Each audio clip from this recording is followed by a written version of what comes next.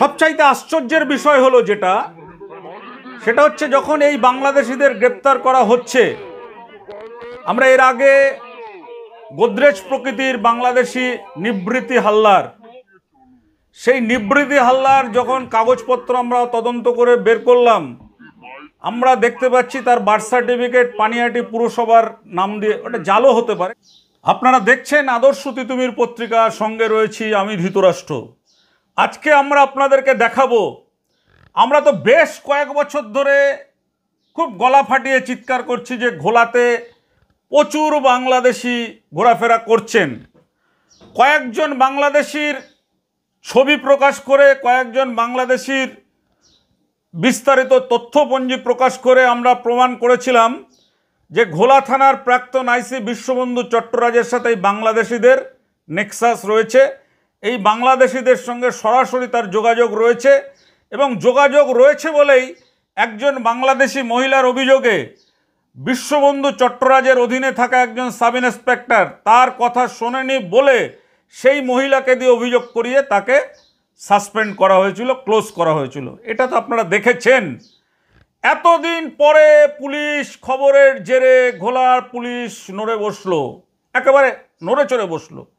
কিভাবে নড়ে চড়ে বসলো? আমরা তো বারবার বলছি, শুধু ঘোলায় নয়, আমরা বলেছি খর্দা থানা এলাকার যে গোদরেজ প্রকৃতি, সেই গোদরেজ প্রকৃতির মধ্যেও বাংলাদেশি লুকিয়ে আছে নিবৃত্তি হালদার। সে সেখানে বসে, তার স্বামী রয়েছে আমেরিকায়, সে সেখানে বসে বিভিন্ন রকমের অনৈতিক কাজ করছে। আমরা তো বলেছিলাম এগুলো আপনাদেরকে, আপনারা দেখেছেন। আমাদের চ্যানেলে যান, ধারাবাহিকভাবে দেখতে পাবেন যে আমরা বলছি যে এই বাংলাদেশের এখানে রয়েছেন, এখানে রয়েছেন, এখানে রয়েছেন, পানিহাটির কোথায় কোথায় রয়েছেন, আমবাগানে রয়েছেন, বিবেকানন্দ পার্কে রয়েছেন। এই কথা তো আমরা বারবার বলছিলাম, কিন্তু আমাদের ছোট্ট চ্যানেল, আমাদের সেই রকম আমরা গদি মিডিয়া নয় বলে আমাদের কথাকে গুরুত্ব দেওয়া হয়নি। দেখুন, এইবারে আমাদের খবর আমরা দিয়েছিলাম একেবারে তথ্যপঞ্জি ধরে, যে বাংলাদেশি যদুগোপাল দাস, প্রিয়া দাস এবং তার ছেলে অপু দাসের কিভাবে তাদেরকে পাসপোর্ট ক্যান্সেল করে কিভাবে তাদের কাছে ভারতীয় বাংলাদেশি পাসপোর্ট পাওয়া গেছে, কিভাবে শিডিউল কাস্ট সার্টিফিকেট জাল করেছিলেন, কিভাবে বার্থ সার্টিফিকেট জাল করেছিলেন, সব কিন্তু আমরা দেখিয়েছিলাম। আপনারা দেখেছিলেন তো এগুলো দেখার পরেও কিন্তু টনক নড়ছিল না পুলিশের। অবশেষে ব্যারাকপুর পুলিশ কমিশনারেটের নতুন দক্ষ নিষ্ঠাবান কর্মবীর আইপিএস অজয় ঠাকুর, তিনি কিন্তু কিছুটা হলেও আমাদের এই খবরের দিকে নিশ্চয়ই তার নজর গেছে। তিনি কিন্তু তারপরে ঘোলাতে সক্রিয় করে তুললেন এখানকার যিনি এখন এসিপি রয়েছেন তনয় চ্যাটার্জি, আইসি কৌশিক দাস, এবং একের পর এক হানা শুরু হলো। পানিহাটি 31 নম্বর ওয়ার্ড বিবেকানন্দ পার্ক সংলগ্ন আশীর্বাদ অ্যাপার্টমেন্ট, যেখান থেকে দুজন সন্দেহজনক বাংলাদেশিকে গ্রেপ্তার করা হয়েছে। দেখা যাচ্ছে যে এরা ওপার বাংলায় মুসলিম ছিলেন, এপার বাংলায় হিন্দু নাম নিয়ে এখানে বসবাস করছেন, এবং শুধু বসবাস করছেন না, তাদের ঘর থেকে প্রচুর আধার কার্ডের ডকুমেন্টস উদ্ধার হয়েছে, যেটা আমরা বলেছিলাম যে জাল আধার কার্ড, জাল ভোটার কার্ড, জাল পাসপোর্ট তৈরি, এই চক্রটা এই কাজ চালাচ্ছে। শোনা হয়নি আমাদের কথা। থানার মধ্যে ঘোলা থানার যিনি প্রাক্তন আইসি ছিলেন বিশ্ববন্ধু চট্টরাজ, বাংলাদেশিদের জন্য উন্মুক্ত করে দিয়েছিলেন থানা। রাতে দিনে সব সময় অবাধ যাতায়াত ছিল বাংলাদেশিদের, না হলে বাংলাদেশিদের পাসপোর্ট ঘোলা থানায় বসে উদ্ধার করছেন, অথচ সেই লোক ভারতীয় পাসপোর্ট নিয়ে আমেরিকায় গিয়ে বসে আছেন অপু দাস। সেই আদালতের রিপোর্ট আমাদের কাছে আছে, আমরা কিন্তু কল্পিত কথা নিয়ে আমরা বলি না, হাতের রিপোর্ট নিয়ে আমরা বলছি। আমরা ধন্যবাদ জানাতে চাই যে ব্যারাকপুরের নগরপাল যিনি আমাদের এখনকার রয়েছেন অজয় কুমার ঠাকুর আইপিএস অফিসার, যিনি হাতের তালুর মতন ব্যারাকপুর শহরকে চেনেন। খুব ক্রাইসিস পিরিয়ডে রাজ্য সরকার তাকে কিন্তু ব্যারাকপুরে নিয়ে এসছেন। ব্যারাকপুরে নিয়ে আসার পরে তিনি কিন্তু একের পর এক তার কাজ দেখাচ্ছেন, যে সমস্ত পুরনো দুষ্কৃতীরা অন্য এলাকায় থেকে এইসব এলাকা থেকে টাকা পয়সা তুলতেন এগুলোকে ধরছেন। বাংলাদেশিরা যারা আমাদের দেশের আভ্যন্তরীণ নিরাপত্তা নষ্ট করছে, যারা বাংলাদেশের জামাত ইসলামের জঙ্গি রয়েছে, রোহিঙ্গা রয়েছেন, তাদেরকে কিন্তু গ্রেপ্তার করে একের পর এক বোঝাচ্ছেন যে হ্যাঁ, পুলিশ নিরপেক্ষভাবে কাজ করলে সমাজটা ভালো থাকে। আমরা এর আগে দেখেছিলাম, এর আগের যে থানার আইসি ছিলেন বিশ্ববন্ধু চট্টরাজ ঘোলাটাকে এমন করেছিলেন যে বাংলাদেশিদের তিনি নিরাপত্তার চাদরে মুড়ে রেখেছিলেন, যে বাংলাদেশিদের যাতে কেউ না, তাদের গায়ে কেউ না হাত দিতে পারে। নাহলে ওই যে আমরা যে 4 জনের কথা বলেছিলাম, বিক্রমপুর টঙ্গিবাড়ি কলেজের প্রিন্সিপাল, আমরা দেখাচ্ছি যে তার সমস্ত কিছু, তাকে পুলিশও পাচ্ছে তার কাছে, ভারতের পাসপোর্ট, বাংলাদেশের পাসপোর্ট। তো একটা লোকের কাছে ভারতের বাংলাদেশের পাসপোর্ট যখন থাকে তখন তো তাকে গ্রেপ্তার করতে হয়, কিন্তু তাকে গ্রেপ্তার করা হয়নি। কেন করা হয়নি? এখন কি তদন্ত হবে?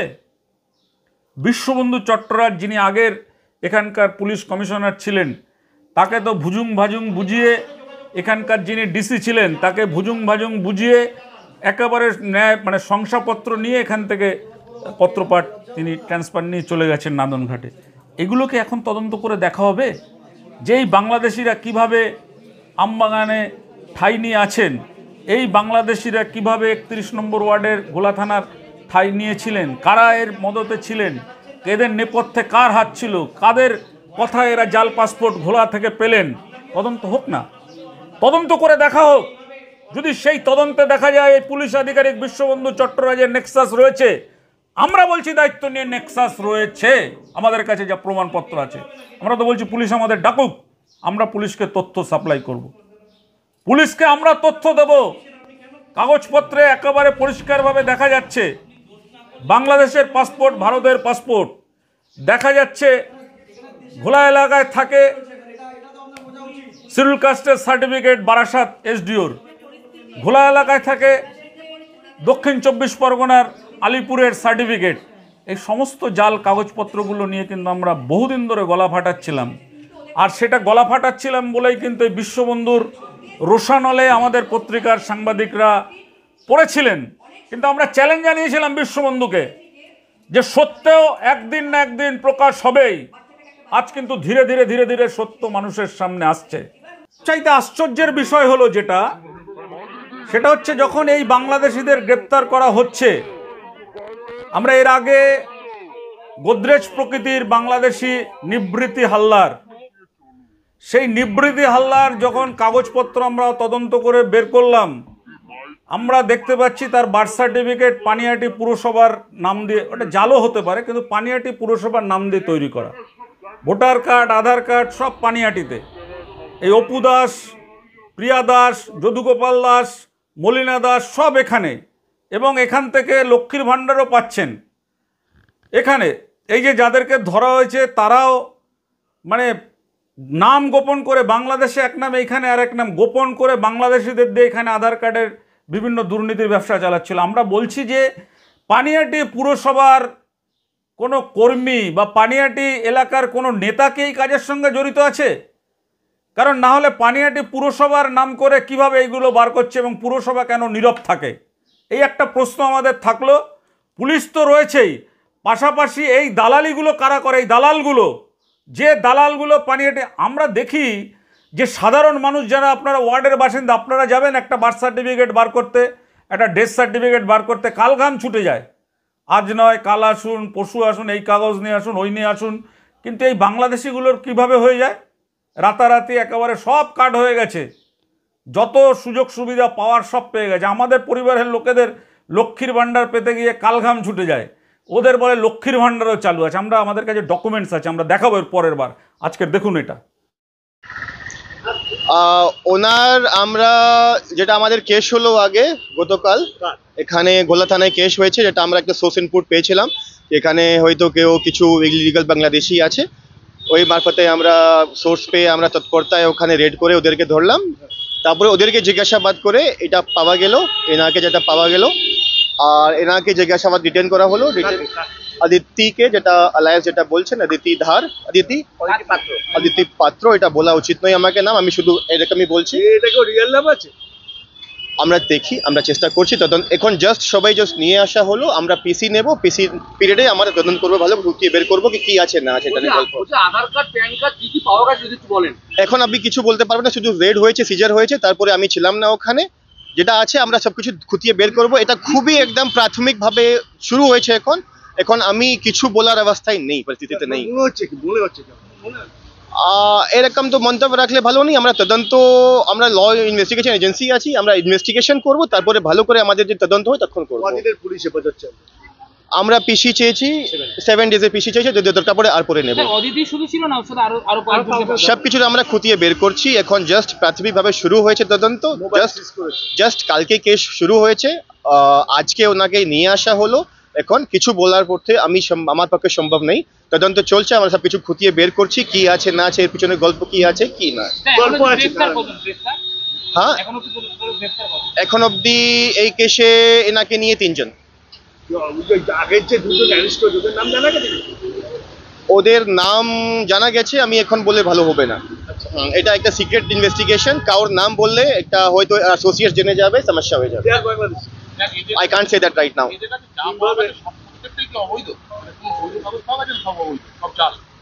দেখুন, অবৈধ তো ওটা ভেরিফাই করে জানতে হবে। যে এজেন্সি ওই কাগজটা ইস্যু করেছে, ওকে আমাদেরকে এজেন্সিকে আমাদেরকে লিখিতভাবে অফিসিয়ালি ভেরিফাই করে নিয়ে আসতে হবে। আমরা তো বলতে পারবো না কি জাল কি অরিজিনাল। তো this is the part of investigation, আমরা তদন্ত করে খুঁটিয়ে বের করছি। Thank you. ফ্ল্যাটের ওনারের নাম কি আছে? কৌশিক রয়। ওনারা ফ্ল্যাট ওনার আছে। তো ওনারা এখানে রেন্টে দেয় প্রায় 2-3 মাস হয়ে গেছে, 2 মাস হয়ে গেছে। তো ওনাদের অ্যাক্টিভিটি ঠিক ভালো ছিল না। মানে আমরা প্রথমে তো বুঝতে পারিনি, আমরা প্রথমে চলন এই সেই, তারপরে এবং যে ভদ্রমহিলা আছেন আর কি, কী নাম? না না না, নামটা কি দাও? মালবিক, না না, সরি, মেয়েটার নামটা হচ্ছে সামথিং, যে আছে আর কি, তার 2 জন পরিচারিকা ছিল। একজন মেয়ে, একটা ছেলে। এবং আমরা তার ওপর নজরদারি করার পরে ওকে যখন আমরা ওর ভ্যারিফিকেশন সব জানতে চাই যে আপনাদের কি ডকুমেন্ট আছে, সেই ডকুমেন্ট ঠিকমতো দিতে পারেনি এবং আমাদের কমিটির লোকেদের সাথে প্রচণ্ড পরিমাণে মিসবিহেভ করেছে।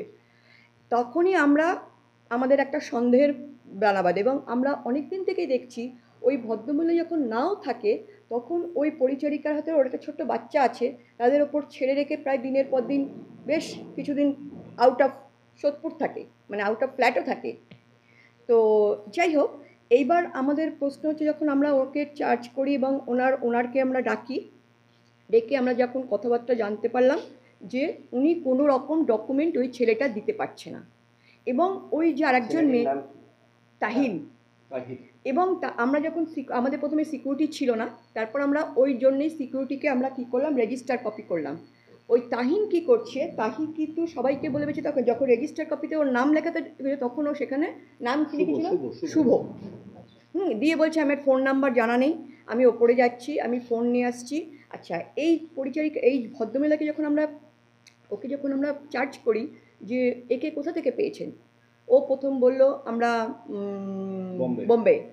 আচ্ছা, তারপর যখন আমরা সবাই মিলে তখন বলছি যে না, মানে মিনিটে উনি ওনার পাল্টে যাচ্ছেন, অ্যাড্রেস চেঞ্জ করছেন, ওনার কোনো কথাবার্তার লিঙ্ক নেই, ঠিক নেই। তারপরে বললো সোদপুর। তখন আমাদের কমিটির লোক বললো ঠিক আছে চলুন, তো সোদপুর থেকে আমরা বাড়ির থেকে ও ডকুমেন্ট তুলছি।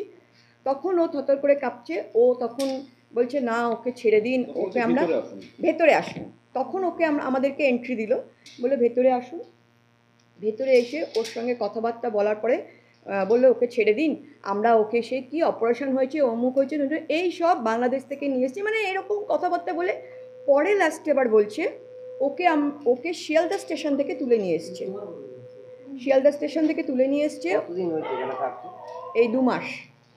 ছেলেটা থাকছে 25 দিন। ছেলেটা থাকছে 25 দিন, কিন্তু ওর চাল চলন আমাদের কাছে বেটার বলে মনে হচ্ছিল না। এবার তার জন্য আমরা ওর কাছে যতবার ডকুমেন্টস চাইছিলাম, ও ডকুমেন্টস কিছুতে দিচ্ছে না, কিন্তু ওর চাল চলন আমাদের গতিবিধি ভালো লাগছে না। তো আমরা মানে গতকাল ফ্ল্যাট অনার যিনি আছে তাকে আমরা ডেকে পাঠাই যে আপনি 9 ডকুমেন্টস দিন, নাহলে আমরা কিন্তু পুলিশের প্রশাসনের দ্বারস্থ হব।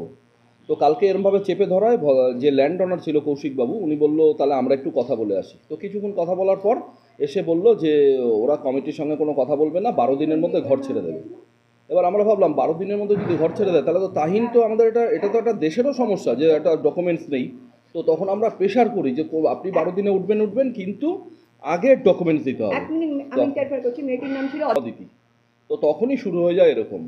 গতকাল রাত্রে মিডিয়ার লোক এসেছিল, আসার পর দরজা খুলেই বন্ধ করে দেয় যে না আমি কোনো কথা বলবো না। আপনারা পুলিশের কাছে জানিয়েছেন? হ্যাঁ, কালকে আমাদের লিখিত রিটেন দেওয়া হয়েছে, নিয়ে গেছে। এবং যখন আমরা ঘরে ঢুকি তখন থেকে আরও একজন বাংলাদেশি মেয়ে ব্যালকনিতে বসে রয়েছে, মানে চুপ করে বসে আছে। তখন আমরা পুলিশকে বললাম যে স্যার আপনারা একটু ঘরটা সার্চ করে দেখুন, হতেই তো পারে কেউ থাকতে পারে। যখন পুলিশ সার্চ করছে তখন দেখছে ব্যালকনিতে একজন বসা, একটা মেয়ে, নিয়ার অ্যাবাউট 18 থেকে 19 বছর বয়স। ওই তো ওই দুজনেই থাকতো, ওই দুজনেই ওই মানে যখন ওই ও যখন থাকতো না তখন ওই দুজনেই পরিচারিকার ওই দুজনেই থাকতো। দুজনে কি বললেন? ফ্ল্যাট ওনার তো কিছুই না, ফ্ল্যাট ওনার যে ডকুমেন্ট দিয়েছিল ওনার একটা হাজব্যান্ডের ডকুমেন্ট দিয়েছে, বাট সেটাও ক্লিয়ারেন্স কিছু ছিল না। ঠিক আছে, ওর হাজব্যান্ডকে পুলিশ ডেকে পাঠিয়েছে, হাজব্যান্ড আসার কথা মেবি, মানে জানে আমরা এখন ভাবছি উনি হাজব্যান্ড। ও বলছে flat owner Kaushik Roy, Kaushik Roy and Aditi Roy. ওনারা খুবই ভালো, ওনাদের মানে মানে খুবই ভালো, সত্যি কথাই। রিয়া রয়। এবং কালকে আমাদের সাথে মানে ওনারা তো ভীষণভাবে মানে ভেঙে পড়েছেন যে কি ভুল করলাম আমরা ফ্ল্যাটটাকে দিয়ে রেন্টে দিয়ে। তো যাই হোক, ওই এই মেয়েটিকে নিয়ে চলে গেছে ওরা, আর ওনার হাজব্যান্ড আজকে আসার কথা। হাজব্যান্ডটিকে নাম আমরা বলতে পারবো না। থানার তরফ থেকেও যেটা পাই মানে কালকে রেজিস্ট্রি খাতা আমার হাতে পড়েছে, ঠিক আছে, যে আসছে তার কাছে রেজিস্ট্রি করিয়েই তাকে ছাড়ছি। হ্যাঁ, এবার তাহির আসলো, তাহিরকে বললাম সাইন করো, মোবাইল নাম্বার দাও। ও বলছে আমার মোবাইল নাম্বার মুখস্থ নেই। ঠিক আছে, আমি উপরে যাচ্ছি, মোবাইল নাম্বার নিয়ে আসছি। তারপর উপরে গেল, নিজের দিদিকে ডেকে নিয়ে আসলো। দিদিকে ডাকার পরে হ্যাঁ উনি উল্টোপাল্টা কথা বলল। হ্যাঁ, মোবাইল নাম্বার দিল, তাহির নাম লেখেনি, অন্য নাম লিখেছে। ঠিক আছে, হ্যাঁ, অন্য নাম লেখার পরে জাসমিনের সঙ্গে খুব ঝামেলা হলো। হ্যাঁ, ঝামেলা হওয়ার পরে ভদ্রমহিলা চলে গেল। হ্যাঁ, আবার তাহির খেয়ে বেরিয়ে গেল। হ্যাঁ, জাসমিন সিকিউরিটি, উনি এইখানকার এই আছে, কমিটির লোক আছে। হ্যাঁ, তারপরে তাহির খেয়ে চলে গেল। হ্যাঁ, বিকালবেলা আসলো, আমি বললাম আগে নিজের নামটা ঠিক মতন লেখো, তারপরে আমি ঢুকতে দেবো, এর আগে ঢুকতে দেবো না। হ্যাঁ, তো বলছে আমি সঠিক নাম দিতে পারবো না, অসম্ভব। ঠিক আছে, এই হ্যাঁ নাম রেজিস্ট্রিতে এই তো লেখা আছে, নামটা আপনি বলুন। এই যে না ধরো ওইখানে না, ওখানে লিখেছিল। এই তো এটাই তো কালকের এটা দিয়েছিলেন, দেখে ভাড়া দেননি? আমি দেখেই ভাড়া দিয়েছিলাম, সমস্ত ডকুমেন্টস দেখেই দিয়েছি, কিন্তু ডকুমেন্টস এখন যা বেরোলো সমস্ত ভুয়ো, বাংলাদেশি। পুলিশ এইমাত্র এসেছিল, এসে সমস্ত তথ্য পেয়েছে, ওকে অ্যারেস্ট করে নিয়ে চলে গেছে। পুলিশ কি বললো আপনাদের? পুলিশ বললো যে দেখুন এই সব বেরিয়েছে ডকুমেন্টস। তার স্যারকে আমি বললাম স্যার আমাকে যা দিয়েছে ও ভুয়ো, সব এখানকার সব বানিয়েছে এসে। ও অ্যাকচুয়াল বাংলাদেশ থেকেই এসছে। নাম কি ছিল অরিজিনাল? ওনার অ্যাকচুয়াল নাম হচ্ছে বললো প্রিয়া খাতুন। হ্যাঁ, আর ও এখানে অদিতি পাত্র বলে নাম চালালো, এবং এই কার্ডগুলো নাকি ওর বর অনুপ পাত্র সেই নাকি বানিয়ে দিয়েছে। ওর বর কোথায়? ওর বর কোথায়? ওর বরকে এখনও ডাকা হয়েছে, এখনও করেনি। তা থানা থেকে বললো ওকে অ্যারেস্ট করা হবে যদি থানায় দেখা না করে। ওর বর নাকি এখনও আসছে বাইকে করে। বলছি যে এরা কতদিন ধরে ছিল আপনার বাড়িতে? আমার বাড়িতে 2 মাস, বেশি দিন হয়নি। আর এই যে আপনার বাড়িতে লোকজন আসতে তো জানতেন না? না, আমি জানতাম না। আমি যখন জেনেছিলাম আমাকে ফ্ল্যাটের লোকেরাই খবর দিল, তখন আমি জিজ্ঞেস করলাম তোমার বাড়িতে কারা আসে ফোনে, তখন বলছে আমার আত্মীয় স্বজন আসে।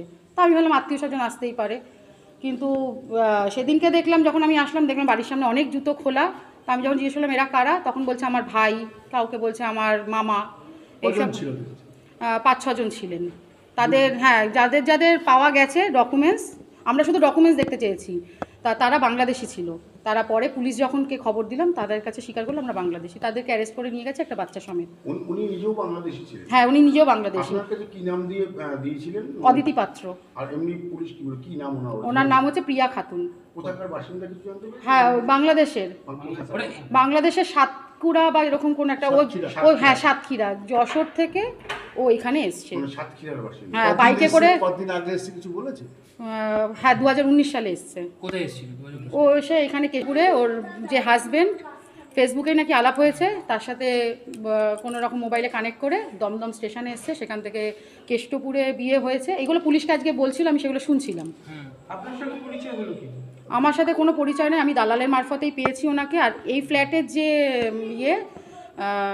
নাম ভুলে যাচ্ছি, তপন সাহা, সে আমাকে বলেছিল যে ভালো ভাড়াটে, ওনার বাড়িতেও ভাড়া ছিল, তোমরা দিতে পারো।